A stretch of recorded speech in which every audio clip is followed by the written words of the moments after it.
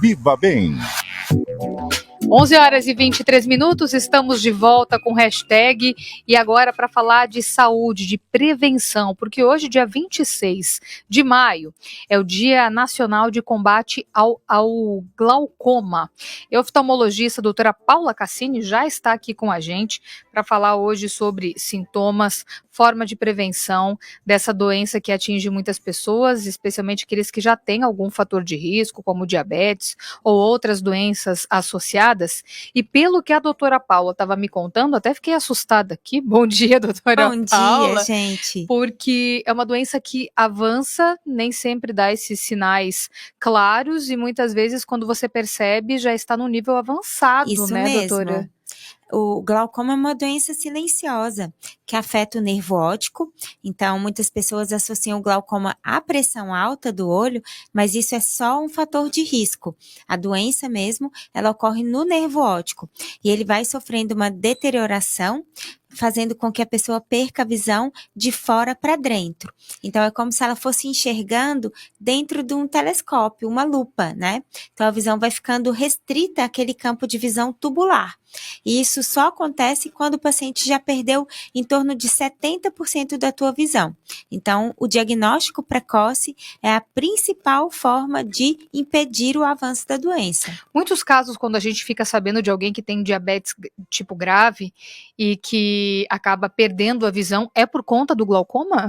O diabetes é uma doença muito complexa. Então, ele afeta a retina em geral. E nesse processo de afetar a retina, ele pode fazer novos vasos, e esses novos vasos fecham os orifícios de drenagem do olho. Isso a gente chama de glaucoma secundário, que é o glaucoma secundário ao diabetes, é bem grave, difícil tratar. Mas o diabetes em si, os pacientes que têm diabetes, e assim como os pacientes que têm pressão alta, né, hipertensão, eles têm uma propensão a ter o glaucoma. Isso tem sido muito estudado, até mesmo pela questão inflamatória do organismo do paciente que tem essas comorbidades. Bom, e como que a gente pode orientar o ouvinte, então, a ou tentar prevenir, ou tentar diagnosticar de uma forma precoce? Sim, a principal forma de prevenção ou diagnóstico do glaucoma é o exame oftalmológico. Então, o paciente ele precisa, principalmente após os 40 anos de idade, fazer uma consulta que a gente fala completa, né, com o oftalmologista, para que ele seja examinado na questão do nervo óptico, ter a pressão ocular avaliada e, em muitos casos, outros exames para diagnósticos terão que ser realizados, como o campo de visão, que é um exame que vai avaliar realmente como está o seu poder de visão em todo o ângulo do teu olho. A foto do fundo do olho, a gente chama isso de retinografia, e estereofoto de papila. São exames que vão avaliar o nervo óptico. A gente costuma dizer que o glaucoma, ele não é uma foto, ele é um vídeo. Então, a gente tem que avaliar como está o nervo óptico hoje, daqui a 6 meses, daqui a 1 ano, para que a gente possa perceber se existe um dano progressivo ali naquele nervo óptico. E um outro exame recente, que ele ajuda muito no diagnóstico precoce, principalmente em pacientes que têm a suspeita de glaucoma, é a tomografia do nervo óptico. Essa sim avalia a espessura da camada de fibras nervosas do nervo óptico de uma forma muito fidedigna e precisa. Então, fazendo esse exame hoje e daqui a 1 ano, se notificar alguma perda da camada de fibras e verificar a correlação com o exame de campo de visão, daí a gente pode fazer esse diagnóstico de glaucoma em casos bem iniciais. Então, isso é muito importante para que a gente pare a progressão, uma vez que a doença não tem cura. Então, a gente diagnosticando precocemente, podemos iniciar os tratamentos para parar a progressão e que o paciente não perca a visão. Esse tratamento acontece como? Com medicação? O principal tratamento do glaucoma é através de colírios, quando os pacientes apresentam alteração da pressão ocular. Então, a hipertensão ocular ela pode ser tratada através de colírios.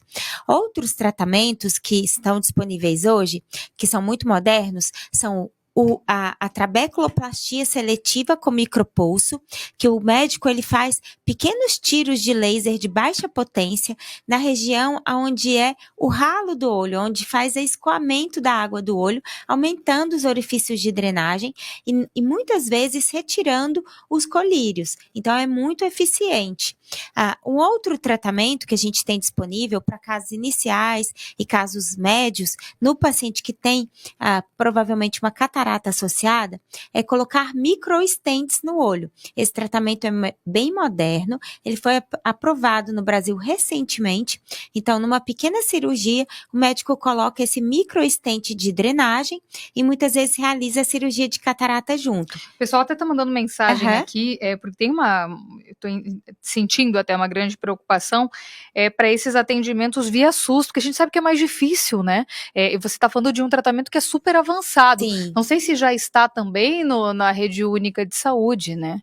A gente tem à disposição no SUS, sim, um programa de prevenção do glaucoma e tratamento, onde eles fazem distribuições de colírios, tá? Os colírios, eles têm um custo elevado, então realmente o paciente que tem uma renda que não é alta, ele tem dificuldade de adquirir esses colírios. Então, o SUS, ele fornece esses colírios. Então, quando o paciente entra no programa de glaucoma, ele tem acesso aos colírios, assim como os exames e acompanhamento. Muitas vezes ele não vai ter disponível o laser de micropulso, os microstents, mas ele tem disponível os tratamentos cirúrgicos, que são a trabeculectomia, onde o médico faz ali também um orifício para abertura e drenagem do líquido, e em alguns casos o tubo de drenagem. Isso está disponível sim na rede única de saúde.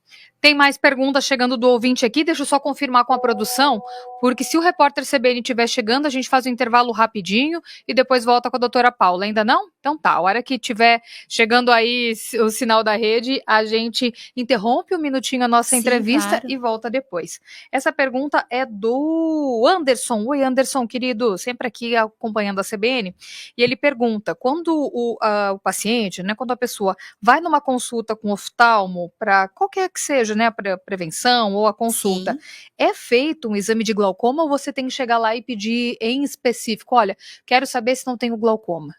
Normalmente, na consulta, a gente faz a avaliação da pressão ocular e do nervo óptico. Uma vez que esse nervo óptico apresentar um sinal de suspeita para glaucoma, daí sim a gente inicia o que a gente chama de exames específicos, que daí entra na gonioscopia, paquimetria, campimetria, retinografia, estereofoto de papila e a tomografia do nervo óptico. Então, caso o paciente tenha essa suspeita, daí sim são iniciados os exames, mas não é realizado essa propedêutica toda para todos os pacientes, só para aqueles que apresentam realmente a suspeita de glaucoma. E só para a gente seguir aqui também, deixa eu só pegar aqui uma outra pergunta chegando bem interessante também, a alimentação. Agora chegou? Tá bom, então vou deixar essa para nossa volta. Sim, vamos. E também para a gente se despedir da doutora Paula logo depois do repórter CBN. A gente já volta então. Repórter CBN. Oferecimento. Empréstimo Pessoal Queires. Pegue R$6.000 e pague só R$300 por mês. É a parcela que cabe no seu bolso.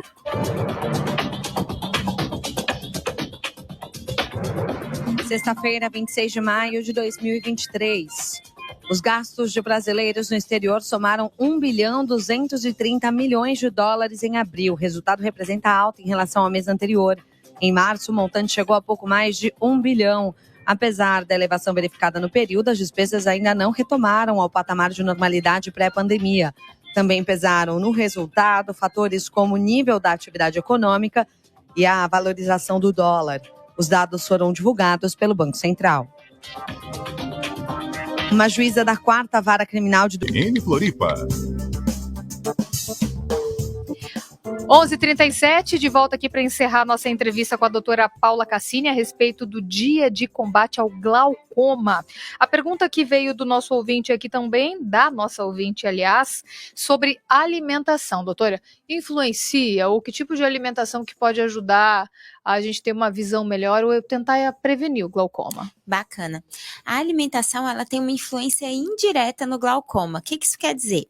Tudo que a gente faz para o nosso organismo que seja inflamatório, vai piorar o glaucoma, porque ele tem uma ligação direta com a elevação dos níveis dos hormônios inflamatórios, que é o cortisol, e marcadores também, como interleucina 6. Então, uma dieta com muitos alimentos industrializados, a comida fast food, óleos vegetais, muito açúcar, isso vai fazer no organismo uma inflamação e piorar o glaucoma. Assim como outras práticas como sedentarismo, ele vai piorar a inflamação do organismo, e também pacientes que não dormem bem. Existe o glaucoma de pressão normal, que a pressão do olho não se altera, e ela é muito prevalente principalmente em pacientes obesos e que têm apneia do sono, que é aquele ronco e o paciente não respira à noite. Isso faz com que chegue pouca oxigenação na cabeça do nervo óptico durante a noite e o nervo sofre. Então, isso também é um fator que pode piorar o glaucoma. Então, uma orientação em relação à alimentação é que tenha um estilo de vida saudável, que coma alimentos nutritivos, preferencialmente frutas, legumes, se possível orgânicos, e coloque ali carnes de boa qualidade e tenha uma dieta balanceada, né? Evitando os açúcares e óleos vegetais e fazendo com que você tenha um sono de qualidade e faça exercícios físicos. Tudo que fizer manejo de estresse vai diminuir a pressão ocular. Então, um estudo de 2018 conseguiu comprovar que uma meditação de 60 minutos durante 21 dias conseguiu diminuir a pressão ocular da mesma maneira que o uso de um colírio. Isso regulando o sistema simpático e parasimpático, que é do estresse e do relaxamento. Então, práticas como meditação, mindfulness, yoga ajudam muito também no glaucoma. Então, os estudos estão avançando nessa linha, tratando isso como uma maneira de prevenção e até mesmo tratamento. Relaxar, né? Relaxar. Tentar viver um pouquinho melhor, como isso faz sentido para prevenção de várias doenças, né, no fim das contas. Doutora Paula Cassini, oftalmologista, participando aqui com a gente dessa entrevista no nosso Viva Bem dessa sexta-feira. Doutora Paula, obrigada mais uma vez, seja sempre muito bem-vinda, viu? Obrigada a vocês, foi muito bom estar aqui, e lembrem-se, uma consulta oftalmológica anual, principalmente acima dos 40 anos, vai fazer o diagnóstico precoce, e isso serve como uma maneira de prevenção.